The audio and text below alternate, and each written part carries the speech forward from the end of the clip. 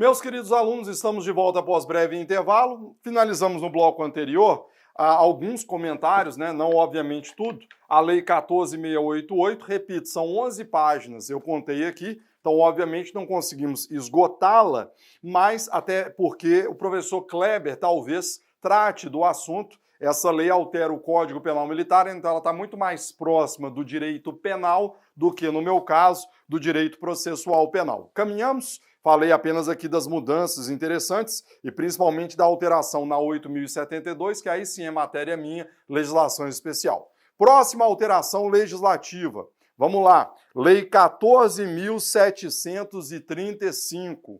Mais uma lei extensa, tá, pessoal? Que certamente vai despencar em provas, principalmente para delegado de polícia, porque ela passou a cuidar da chamada Lei Orgânica Nacional das Polícias Civis.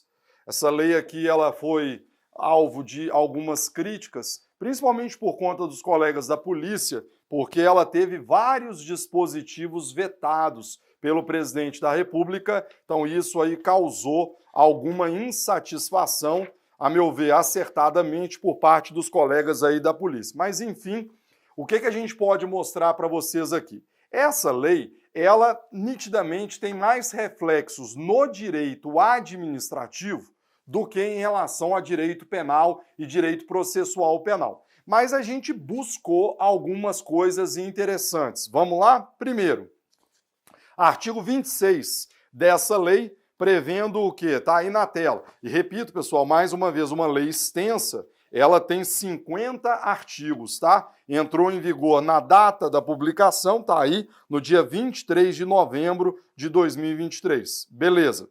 Primeiro dispositivo interessante, artigo 26, que na verdade, se você der uma olhada, de certa forma, ele já vem ao encontro daquela lei que dispõe sobre a investigação criminal conduzida pelo delegado, Lei 12.830, de 2013. E o que ela vai prever? Vamos lá? O delegado de polícia, além do que dispõe as normas constitucionais e legais, detém a prerrogativa de direção das atividades da Polícia Civil, bem como a presidência, a determinação legal, o comando e o controle de apurações, de procedimentos e de atividades de investigação.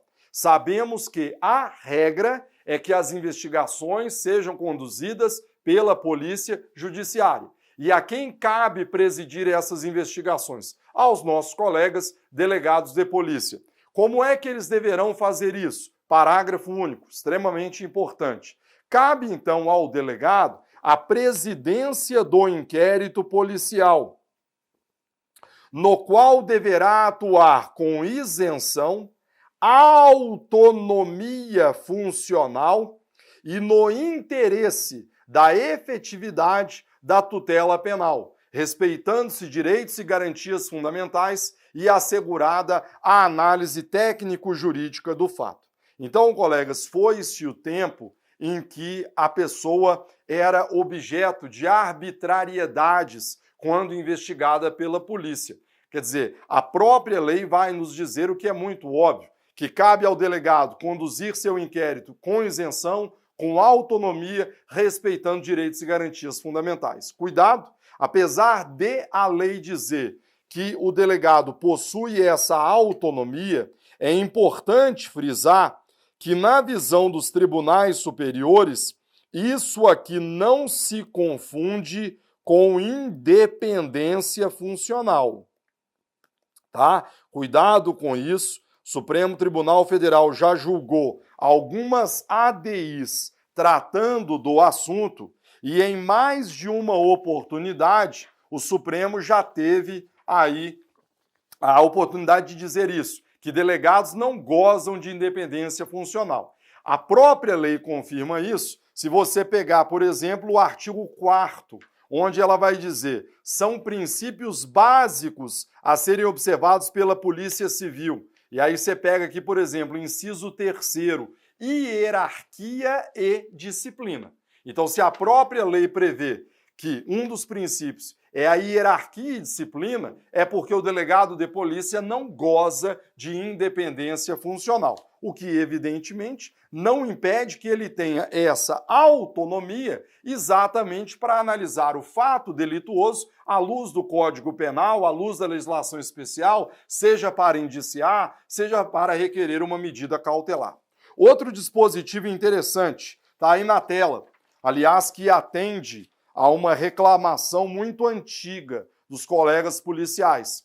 Artigo 30, Charles, são assegurados aos policiais civis em atividade. A palavra atividade aqui, ela se contrapõe ao policial civil aposentado.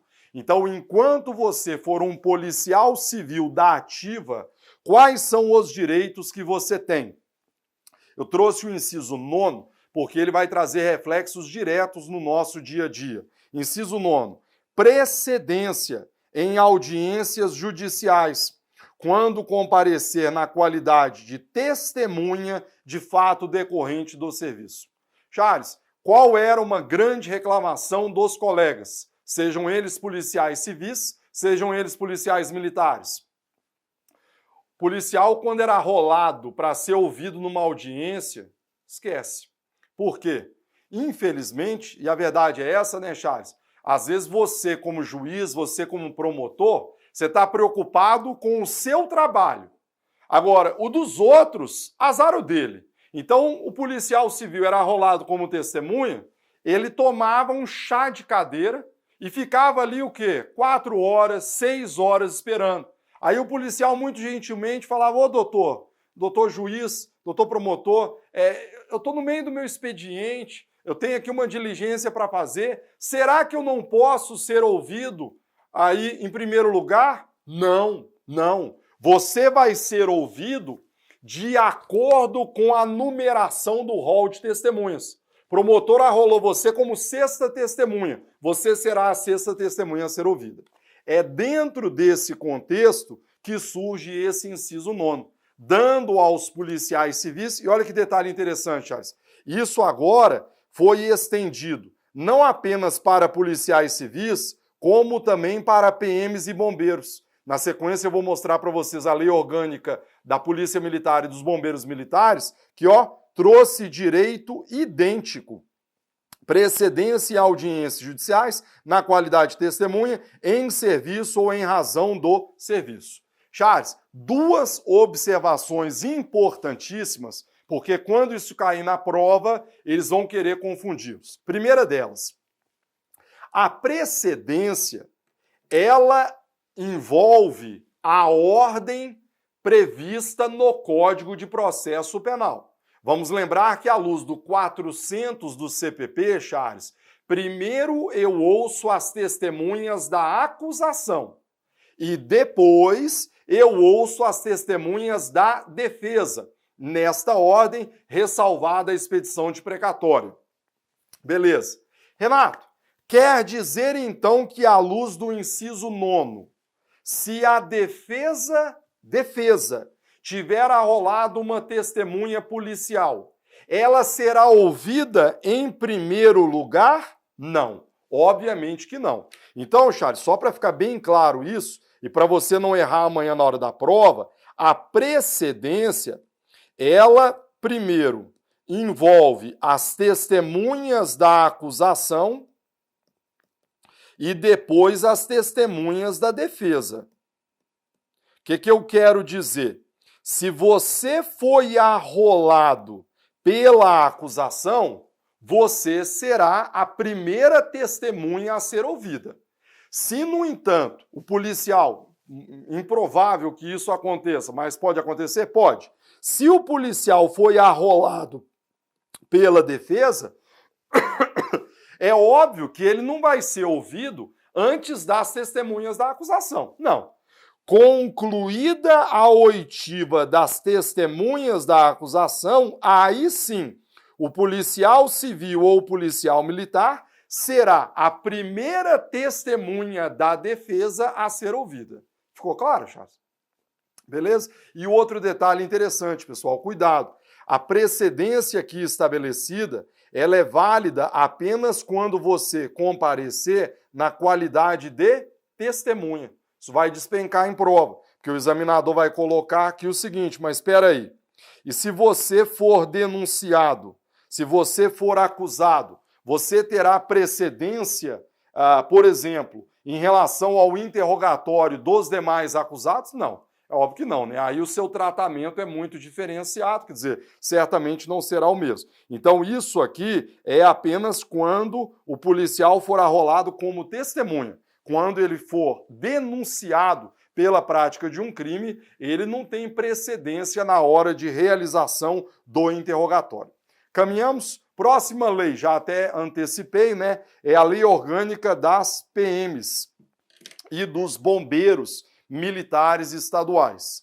A Lei 14.751 também já está em vigor e ela vai introduzir a Lei Orgânica das Polícias Militares e dos Corpos de Bombeiros Militares. Mais uma vez, repito, é uma lei extensa que vai trazer muito mais sobre direito administrativo militar do que propriamente penal e processo penal, mas buscando alguma coisa que nos interessa. Eu cito para vocês, primeiro, o artigo 5º, inciso 3º, que vai tratar das atribuições da Polícia Militar e vai trazer alguma coisa aqui que me interessa. Vamos lá. Compete às polícias militares dos estados, do Distrito Federal e territórios, nos termos de suas atribuições constitucionais e legais, respeitado o Pacto Federativo, inciso 3º, realizar a prevenção e repressão dos ilícitos penais militares e cumprir mandados de prisão, busca e apreensão e demais medidas cautelares, bem como ordens judiciais expedidas no interesse da apuração criminal, da Justiça Militar dos Estados, DF e territórios, referentes à apuração das infrações penais militares praticadas pelos seus membros, ressalvada a competência da União. Colegas, cuidado, porque obviamente que você bem sabe que a Polícia Militar, ela não exerce apenas funções de policiamento ostensivo. Então, quando você está andando pela Avenida Paulista e você vê 2 policiais militares fardados, ali você tem o quê? Um policiamento ostensivo, um policiamento de caráter preventivo. É essa a única função policial exercida pelos militares? Não. Na eventualidade de haver um crime militar, quem é que vai exercer as funções de polícia judiciária?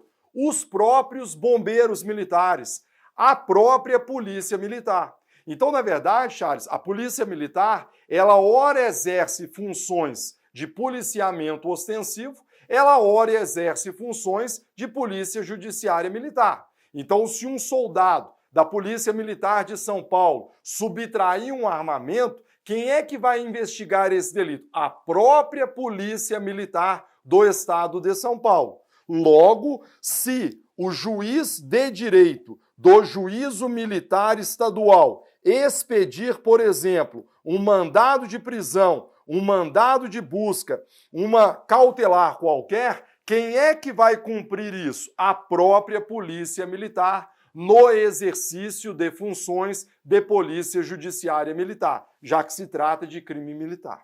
Legal? Outro dispositivo interessante. Põe na tela para nós. Pelo jeito, nós vamos só falar de atualização legislativa, né, Charles? Vai vendo o buraco aí, pessoal. O Charles sabe disso. A última aula que eu gravei ano passado foi setembro ou outubro, Charles? Chegamos em outubro, né? Para tudo, pessoal. Final do ano eu paro com tudo. Eu vou gravando as aulas com antecedência, porque, meu amigo, a atualização de livros tá uma loucura. Assim, para nós já é difícil, imaginando para vocês, né, que tem que estudar em todas as matérias, é uma coisa insana. Mas vamos lá, pessoal, força na peruca aí. Lei 14.751, artigo 18. Isso aqui é interessantíssimo. São garantias das polícias militares e dos bombeiros militares estaduais, bem como de seus membros ativos e veteranos da reserva, remunerados e reformados, entre outros. assistência jurídica perante qualquer juízo ou tribunal, ou perante a administração, quando acusado da prática de infração penal, civil ou administrativa, decorrente do exercício da função, ou em razão dela, na forma da lei do ente federado. Colegas, nós gravamos a aula de hoje no calor daquelas imagens do policial militar que foi morto em Minas Gerais. Pedimos a Deus aí conforto para os familiares, né, para os próprios policiais militares, porque são imagens assim chocantes. Eu até tinha vindo para a aula, nem queria citar isso, mas não dá para não lembrar dessas imagens, né? E aí, Charles, qual é o problema? O problema, eu estava até vendo isso, foi lançado um edital de concurso da PM de Minas Gerais, salário de R$4.000.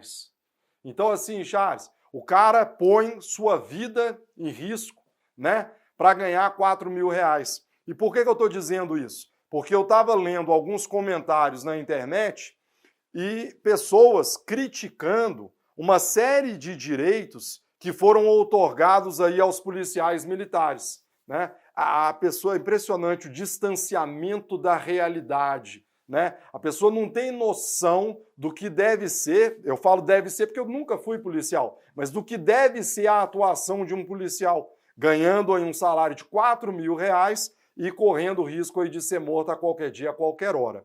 A lei passou a dar aos militares a assistência jurídica. E nesse ponto, Charles, o artigo 18, inciso 11, ele se aproxima, repito, ele se aproxima, mas não é idêntico ao artigo 14A do Código de Processo Penal. O 14A do CPP, ele foi incluído pelo pacote anticrime. E ele também passou a prever que instituições, servidores ligados à segurança pública, quando figurarem investigados, inquéritos policiais, fatos relacionados ao uso da força letal praticados no exercício da função, eles também terão direito à assistência jurídica. Charles, qual é o grande problema? E é uma grande reclamação dos policiais. Eles são obrigados no dia a dia, e essa imagem do policial é chocante, porque você vê claramente que ele já podia ter reagido, mas ele hesita, né? Porque ele não sabia o que o indivíduo ia fazer e acaba sendo morto ali. Charles, qual é o problema? O policial no seu dia a dia, ele é obrigado a se valer da força.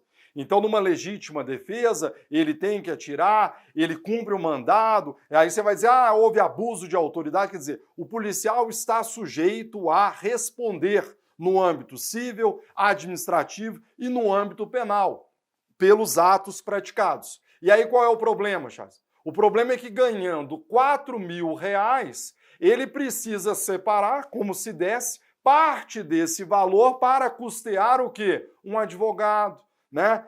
Um profissional da advocacia para defender seus interesses. Foi dentro desse contexto que surgiu o 14A do Código de Processo Penal. Só que perceba que há algumas diferenças, e é isso que vai cair na sua prova.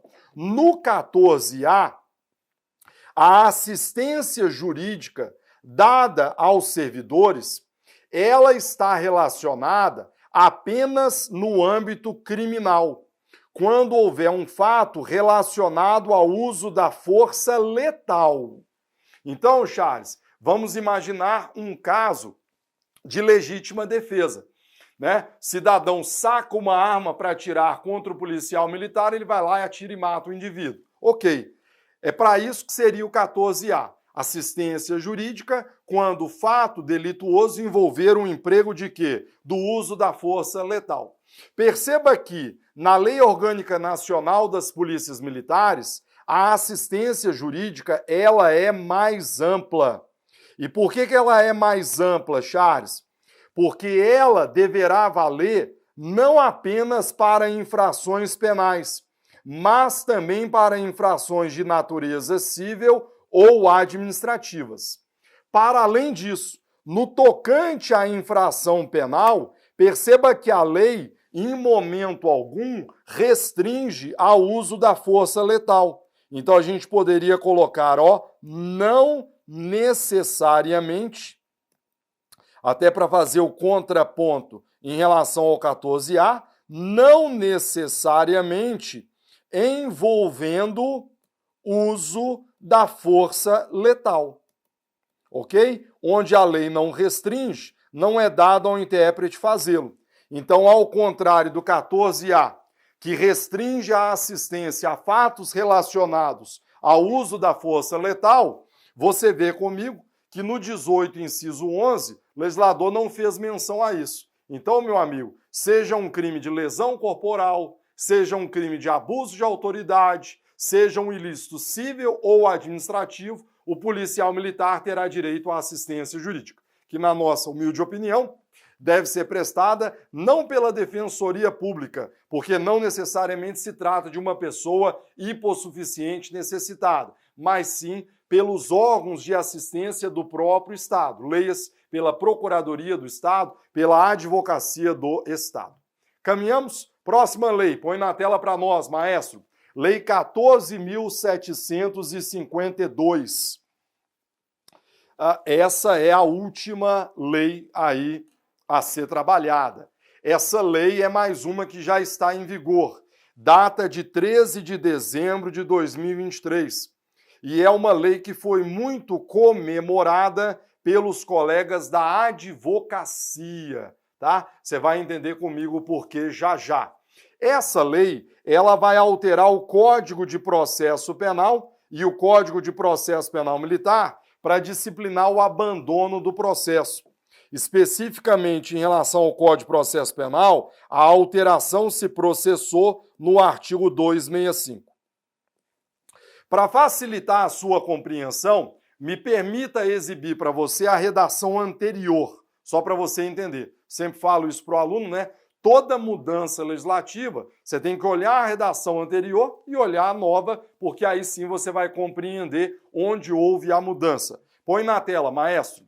Redação anterior à Lei 14.752. O defensor não poderá abandonar o processo, senão por motivo imperioso, comunicado previamente o juiz, sob pena de multa de 10 a 100 salários mínimos, sem prejuízo das demais sanções cabíveis. Colegas, esse dispositivo aí exibido para vocês sempre foi criticado pela Ordem dos Advogados do Brasil, exatamente por prever essa multa de 10 a 100 salários mínimos, que era muito comum, Charles, em qual caso de abandono do processo? Principalmente no âmbito do júri, onde se tornou relativamente comum o chamado abandono do plenário. Então imagina que você está lá no júri defendendo o seu cliente e há uma discussão com o juiz, sei lá, o juiz indeferiu a leitura de peças, o juiz indeferiu a produção de uma prova, a oitiva de uma testemunha, e você, na qualidade de advogado, num determinado momento, faz o quê? Tchau. Estou indo embora, eu estou abandonando o plenário do júri. O que vinha acontecendo, Charles? Multa. Os próprios juízes aplicavam essa multa. E essa multa, Charles, de 10 a 100, não é brincadeira, né? Uma multinha dessa aí, ela sempre foi criticada pela OAB. Renato, mas o que o Supremo Tribunal Federal entendeu em relação à matéria? Tá aí na tela para vocês a ADI 4.398. Pois é, lá nos idos de 2020, o Supremo apreciou a constitucionalidade dessa multa. E o que o Supremo entendeu? O Supremo entendeu que essa multa seria constitucional, porque se trata de uma disposição legal que visa assegurar não apenas a administração da justiça, como também a razoável duração do processo e o direito indisponível que o réu tem à defesa técnica. Então, essa multa, Charles, ela teve sua constitucionalidade confirmada pelo Supremo Tribunal Federal. Pois bem, o que a Ordem dos Advogados do Brasil, então, resolve fazer? Ora, já que o Supremo está mantendo essa multa, considerando-a constitucional, vamos buscar a mudança disso pela via legislativa. Pois é, quando o Supremo proferiu essa decisão, então é proposto no Congresso Nacional um projeto de lei para alterar a redação do 265, que, como você vê, em sua redação antiga, previa a multa. Se você olhar agora, eu copiei duas vezes, se você olhar agora, já não há mais previsão de multa. Dê uma olhada na tela para a nova redação que foi dada pela Lei 14.752. O defensor não poderá abandonar o processo sem justo motivo, previamente comunicado ao juiz, sob pena de responder por infração disciplinar perante o órgão correcional correspondente. Vejam então, pessoal, deixa eu apagar aqui, que foi suprimida aquela multa de 10 a 100 salários mínimos. E qual foi a justificativa do Congresso Nacional para a supressão dessa multa? Primeiro, anote, violação ao devido processo legal. O Congresso Nacional e a própria OAB sempre questionou isso, lembrando que esses argumentos não foram considerados pelo Supremo no julgamento daquela ADI 4.398, mas o que o Congresso Nacional entendeu? Primeiro, violação ao devido processo legal. O advogado era aplicado uma multa de 100 salários mínimos e ele não tinha condições de exercer seu direito de defesa. Primeiro argumento. Segundo argumento, eu trouxe aqui, meu arquivozinho lá do manual, tudo já atualizado. Também se entendeu, Charles, que esse dispositivo, ele retirava da OAB a punição de seus advogados. Quer dizer, ele colocava o juiz numa posição de hierarquia sobre o advogado, o que vem na contramão do que diz o artigo 6º do Estatuto da OAB. Se você pegar o artigo 6º, ele vai dizer: não há hierarquia, nem subordinação entre advogados, magistrados e membros do Ministério Público. Então, na verdade, foram estes os argumentos usados pelo Congresso Nacional para acabar com essa multa. Charles, resta saber como é que o Supremo Tribunal Federal irá se posicionar diante dessa mudança legislativa. Legal? Uma outra novidade interessante está aqui no parágrafo 3º, dizendo: em caso de abandono do processo pelo defensor, o acusado será intimado para constituir novo defensor, se assim o desejar. E, na hipótese de não ser localizado ou eventualmente sendo localizado, quedar-se inerte, acréscimo nosso, deverá ser nomeado defensor público ou dativo para a sua defesa. Charles, o que acontece quando o acusado é abandonado pelo seu advogado constituído? Charles, eu fui defensor público durante 3 anos e meio. E era a coisa que eu mais via. Quando o advogado constituído abandonava o cliente, o que o juiz fazia de imediato? Mandava para a defensoria. Assim, como não é possível que o processo penal seja levado adiante sem defesa técnica, cabe à defensoria pública assumir o patrocínio da causa. Certo ou errado? Errado, meus amigos. E errado por quê? Porque um dos direitos mais sagrados que você tem, como desdobramento da ampla defesa, é o direito de constituir o seu advogado. Existe relação de confiança maior que aquela entre cliente e advogado? Então, por isso que sempre se entendeu que um dos desdobramentos da ampla defesa é o direito que você tem, na qualidade de acusado, de constituir seu próprio defensor. Maravilha. Então, o parágrafo 3º, ele vem ao encontro da ampla defesa, exatamente para dizer que, na hipótese de abandono do processo pelo defensor constituído, o juiz não pode, de plano, de imediato, nomear a defensoria, nomear advogado ativo. Ele antes precisa perguntar para o acusado. Então, eu vou intimar o acusado. Acusado, seu advogado abandonou o processo. Ele não apresentou memoriais, peça de apresentação obrigatória.